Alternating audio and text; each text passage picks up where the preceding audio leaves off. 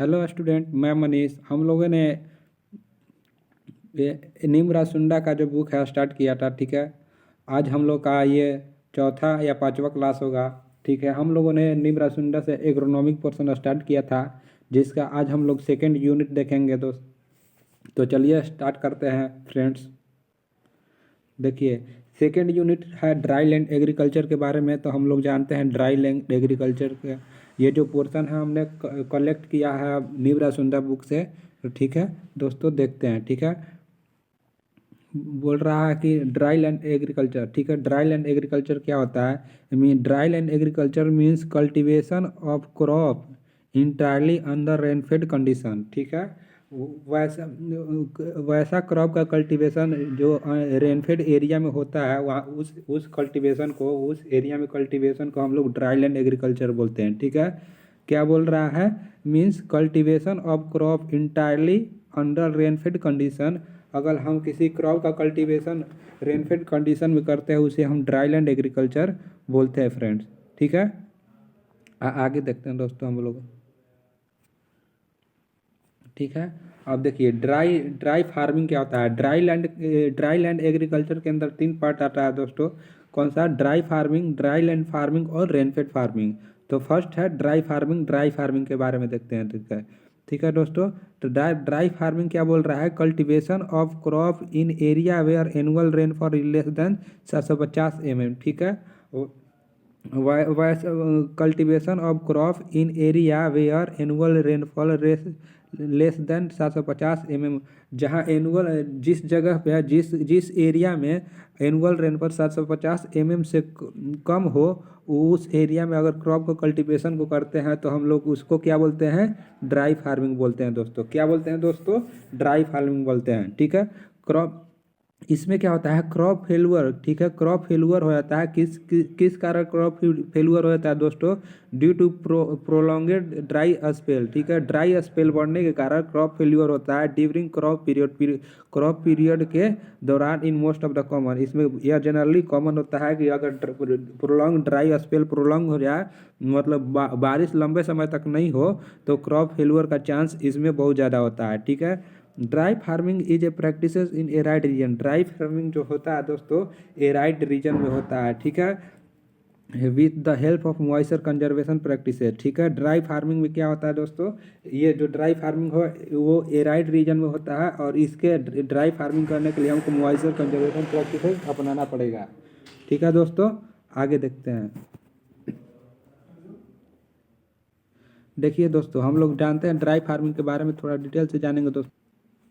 तो dry farming के बारे में हम लोग दोस्तों क्या क्या देख लिए कि cultivation of area where annual rainfall की कितना एनुअल रेनफॉल होना चाहिए दोस्तों उस एरिया का? तो एनुअल रेनफॉल 750 mm से कम होना चाहिए। ठीक है, ये तो पता चल गया कि ड्राई फार्मिंग में एनुअल रेनफॉल कितना होना चाहिए, तो 750 mm से कम होता है। ठीक है, क्रॉप फेल्यूर होता है किसके वजह से?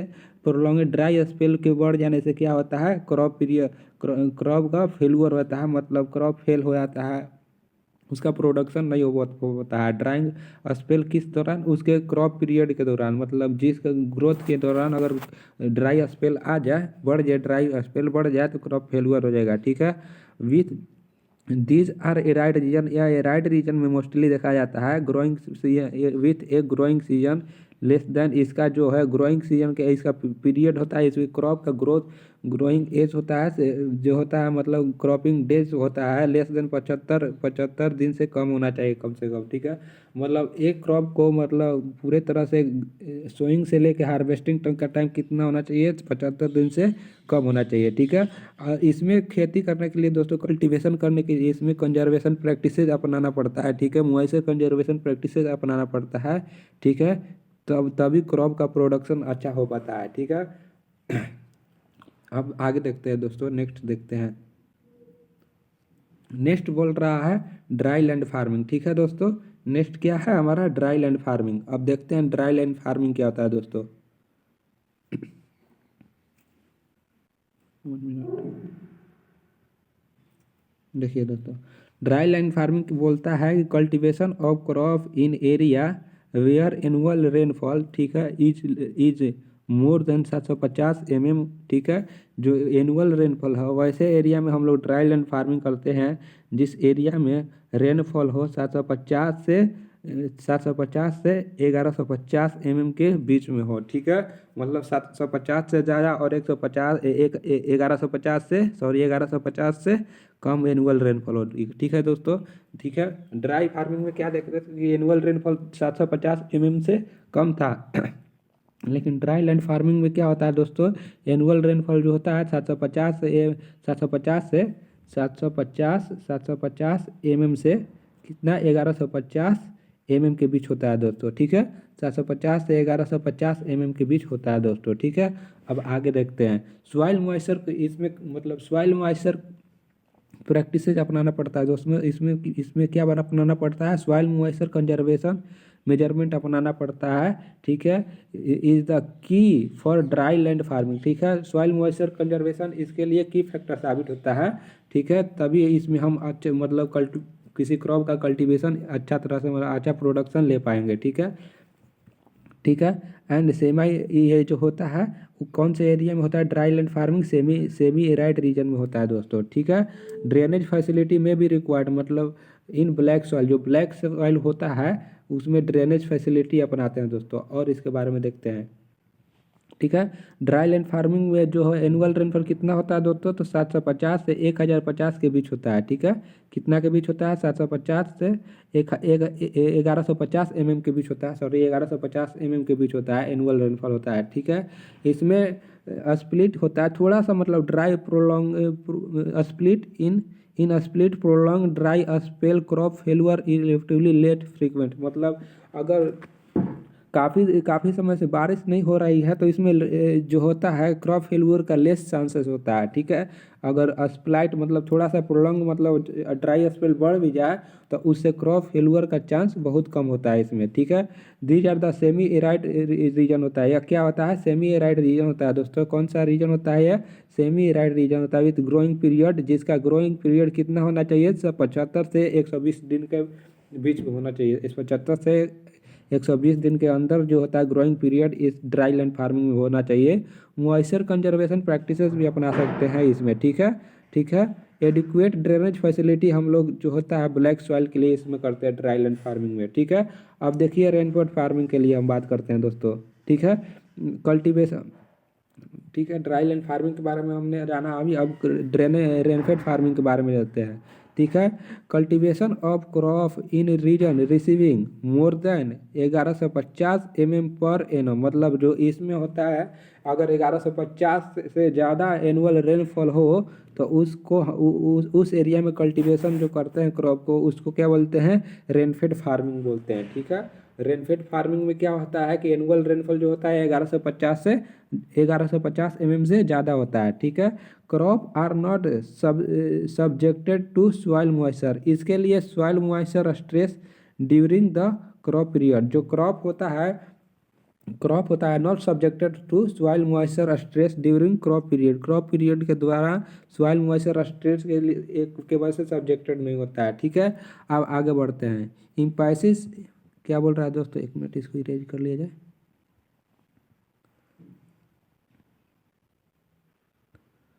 हाँ, emphasis is often and dispersal of मतलब एक्सेस वाटर, ठीक है।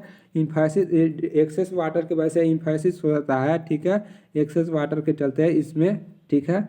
देयर इज इसमें जो होता है ह्यूमिड रीजन आता है with growing period more than, इसमें ग्रोइंग पीरियड जो होता है 120 दिन से ज़्यादा होता है, ठीक है। अब दोस्तों कंपेयर करते हैं तीनों में क्या क्या चीज़ होते हैं दोस्तों, ठीक है।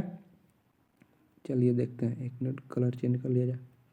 हाँ देखिए, इसमें जो रेनफॉल है, ठीक है, ये रेनफॉल का इधर रेनफॉल ड्राई लैंड फार्मिंग में रेनफॉल के लिए एनुअल रेनफॉल कितना चाहिए, तो 750 mm से कम चाहिए, और वहीं ड्राई फार्मिंग में जो होता है एनुअल रेनफॉल 750 से कम चाहिए, 750 mm से कम चाहिए, कम होता है, ठीक है, चाहिए क्या, कम होता है, ठीक है। और ड्राई लैंड फार्मिंग में जो होता है एनुअल रेनफॉल 750 से 1150 के बीच होता है, ठीक है। रेनफेड फार्मिंग में होता है एनुअल रेनफॉल 1150 mm होता है, 1150 mm से ज़्यादा भी हो सकता है, ठीक है, ज़्यादा होता है मैनुअली रेनफॉल फार्मिंग में, ठीक है। मॉइस्चर एबिलिटी की बात किया जाता है, इसमें स्टोरेज किया जाता है, ठीक है, एक्चुअल स्टोरेज किया जाता है, मतलब जो भी कंजर्वेशन प्रैक्टिस होता है उसको अपनाया जाता है, ठीक है। इसमें जो होता है स्टोर रहता है, कोई दिक्कत नहीं होता है, और इसमें इनफ रहता है, रेनफेड फार्मिंग में मॉइस्चर एबिलिटी इनफ रहता है, ठीक है। अब देखा जाए कि रेनफेड ड्राई फार्मिंग में देखा जाए क्रॉप ग्रोइंग सीजन जो होता है, ड्राई फार्मिंग में क्रॉप ग्रोइंग सीजन होता है 75 दिन से कम होता है, और वहीं ड्राईलैंड फार्मिंग में देखा जाए तो क्रॉप ग्रोइंग सीजन 75 से 120 दिन तक होता है, और रेनफेड फार्मिंग में देखा जाए growing season crop growing season का तो 120 दिन से ज़्यादा होता है दोस्तों, ठीक है। ग्रोइंग ग्रोइंग रीजन देखा जाए तो इसमें मेनली एराइड रीजन आता है, ठीक है, एराइड रीजन आता है ड्राई फार्मिंग में, जो होता है एराइड रीजन आता है, मोस्टली एराइड रीजन आता है। और ड्राई लैंड फार्मिंग में मोस्टली क्या आता है, सेमी एराइड रीजन आता है, जबकि कुछ कुछ ह्यूमिड रीजन भी इसमें आता है। और रेनफेड फार्मिंग में सिर्फ ह्यूमिड रीजन भी आता है और कुछ सेमी एराइड रीजन भी आता है, ठीक है। अब आगे देखते हैं क्रॉपिंग सिस्टम की बात करा जाए तो ड्राई फार्मिंग में क्रॉपिंग सिस्टम सिंगल क्रॉप ले सकते हैं या इंटर क्रॉप भी ले सकते हैं, ठीक है। सिंगल क्रॉप ले सकते हैं, इंटर क्रॉप भी ले सकते हैं, ठीक है। ड्राई फार्मिंग में सिंगल क्रॉप भी ले सकते हैं और इंटर क्रॉप भी ले सकते हैं, ठीक है। और ड्राई लैंड फार्मिंग में देखा जाए तो सिंगल क्रॉप के साथ साथ आप मल्टी क्रॉप भी ले सकते हैं, ठीक है, मल्टी क्रॉप भी ले सकते हैं इसमें ड्राई लैंड फार्मिंग में, ठीक है। वहीं रेनफेड फार्मिंग में देखा जाए क्रॉपिंग सिस्टम का तो इंटर क्रॉपिंग कर सकते हैं और डबल क्रॉप भी ले सकते हैं, ठीक है। इंटर क्रॉप के साथ आप डबल क्रॉप भी ले सकते हैं रेनफेड फार्मिंग में। ड्राई स्पेल देखा जाता है तो इसमें कॉमन होता है, मोस्टली कॉमन होता है, ड्राई स्पेल आते रहता है, ठीक है। अगर इसमें देखा है ड्राई फार्मिंग में ड्राई स्पेल मोस्टली कॉमन होता है, ठीक है। लेकिन अगर ड्राईलैंड फार्मिंग में देखा जाए तो ड्राई स्पेल लेस फ्रीक्वेंट होता है, ज़्यादा नहीं होता है, ठीक है। इसमें रेनफेड फार्मिंग में ड्राई स्पेल नॉट अकर होता है, ठीक है। अब क्रॉप फेल्यूर की बात किया जाए तो क्रॉप फेल्यूर ड्राई फार्मिंग में मोस्टली फ्रीक्वेंट होता है, कभी कभी हो जाता है, ठीक है। मतलब मोस्टली क्रॉप फेल्यूर का चांस इसमें ड्राई फार्मिंग में होते रहता है, क्योंकि मॉइस्चर कम होता है, मॉइस्चर कम होने का कारण जो होता है कि मिनिमम रेनफॉल होता है यहाँ पे जो कि 750 mm से कम मापा जाता है, ठीक है, कम होता है, ठीक है। अगर क्रॉप फेल्यूर की बात की जाए ड्राईलैंड फार्मिंग में तो क्रॉप फेल्यूर जो होता है ड्राईलैंड फार्मिंग में लेस फ्रीक्वेंट होता है, क्योंकि इसमें जो होता है मॉइस्चर एबिलिटी होता है इसमें, ठीक है, ज़्यादा मॉइस्चर का प्रॉब्लम नहीं हो पाता है, ठीक है। अगर क्रॉप फेल्यूर की रेनफेड फार्मिंग में बात किया है तो रेयर केस में होता है, बहुत रेयर केस होता है जहाँ पर इसमें क्रॉप फेल्यूर होता है, क्योंकि यहाँ पर 150 mm से ज़्यादा एनुअल रेनफॉल हो जाता है, ठीक है, तो सॉइल में मॉइस्चर बना रहता है, ठीक है। अब कंस्ट्रेंट देखा जाए कि क्या मतलब परेशानी क्या होती है ड्राई फार्मिंग में, तो ड्राई फार्मिंग में देखा जाए तो वाइंड इरोजन बहुत सारे होते हैं, बहुत ज़्यादा वाइंड इरोजन होते हैं, ठीक है। और बात किया जाए ड्राईलैंड फार्मिंग में तो वाइंड इरोजन के साथ वाटर इरोजन भी इसमें होते हैं, ठीक है। क्या ड्राईलैंड फार्मिंग में क्या होते हैं, ड्राईलैंड फार्मिंग में वाइंड इरोजन के साथ वाटर इरोजन भी होते हैं, और रेनफेड फार्मिंग मोस्टली जो होते हैं वाटर इरोजन होते हैं, ठीक है, मोस्टली क्या होते हैं वाटर इरोजन होते हैं, ठीक है। और मेजर रिक्वायर्ड देखा जाए तो इसमें मॉइस्चर कंजर्वेशन प्रैक्टिसेज अपनाना पड़ता है ड्राई फार्मिंग में, ठीक है, मॉइस्चर कंजर्वेशन प्रैक्टिसेज अपनाना पड़ता है। और वहीं ड्राईलैंड फार्मिंग में देखा जाए तो मॉइस्चर कंजर्वेशन प्रैक्टिसेज का ड्रेनेज फैसिलिटी भी अवेलेबल करवानी होती है, ठीक है। रेनफेड फार्मिंग में जनरली मॉइस्चर कंजर्वेशन प्रैक्टिसेज नहीं भी करे तो चलेगा, क्योंकि इनफ इसमें क्या होता है मॉइस्चर होता है, इसलिए यहाँ पर रिक्वायर्ड क्या होता है drainage proper drainage facility provide कराने पड़ते हैं, नहीं कराएंगे तो क्रॉप का फेल्यूर का चांस बना रहेगा। कुछ इंपॉर्टेंट फैक्ट देखते हैं, ठीक है, इवेंट देखते हैं dry land agriculture research in India में, ठीक, इंडिया में ड्राई लैंड रिसर्च से कुछ इवेंट देखते हैं। तो देखा जाए तो 90 ये तो इम्पोर्टेंट नहीं है, चलिए अब देख लेते हैं 1920 में security track development given important by the royal commission of agriculture, ठीक है, जो होता है security track development given importance by the royal commission on agriculture, ठीक है।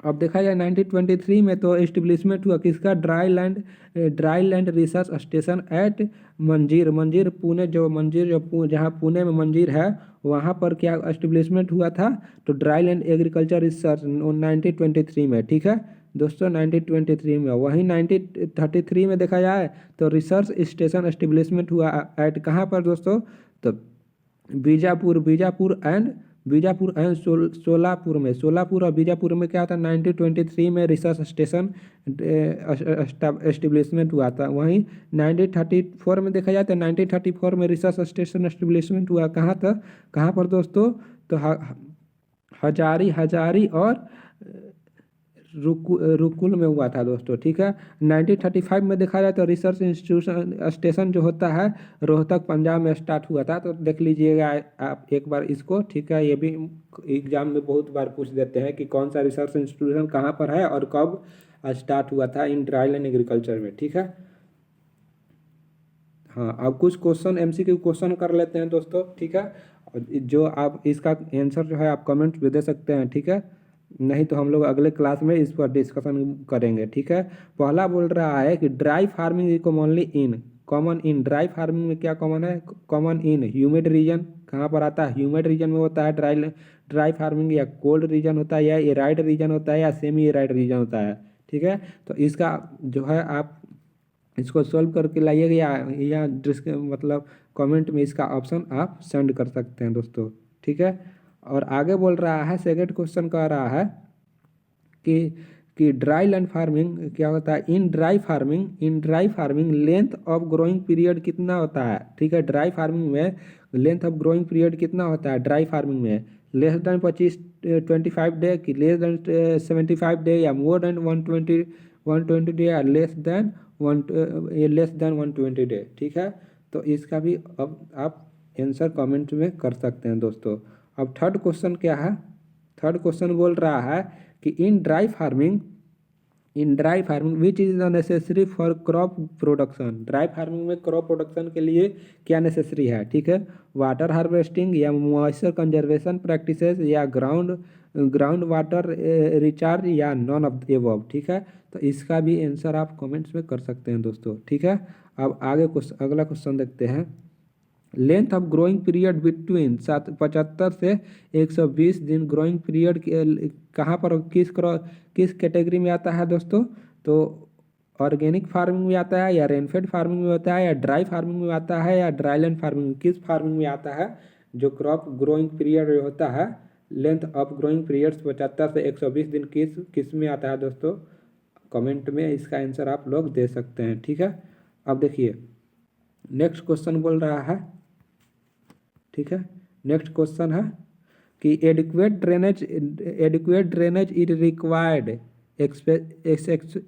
स्पेशली फॉर, ठीक है। Adequate drainage is required specially for, किसके लिए एडिक्वेट ड्रेनेज होता है, वर्टी सॉइल के लिए, या एल्फी सॉइल के लिए, वर्टी सॉइल के लिए, एफी सॉइल के लिए, इंट्री सॉइल के लिए, या हिस्टोसॉइल के लिए। ये सब क्या होता है दोस्तों, इसका कमेंट में ऑप्शन भी आप बता सकते हैं, ठीक है।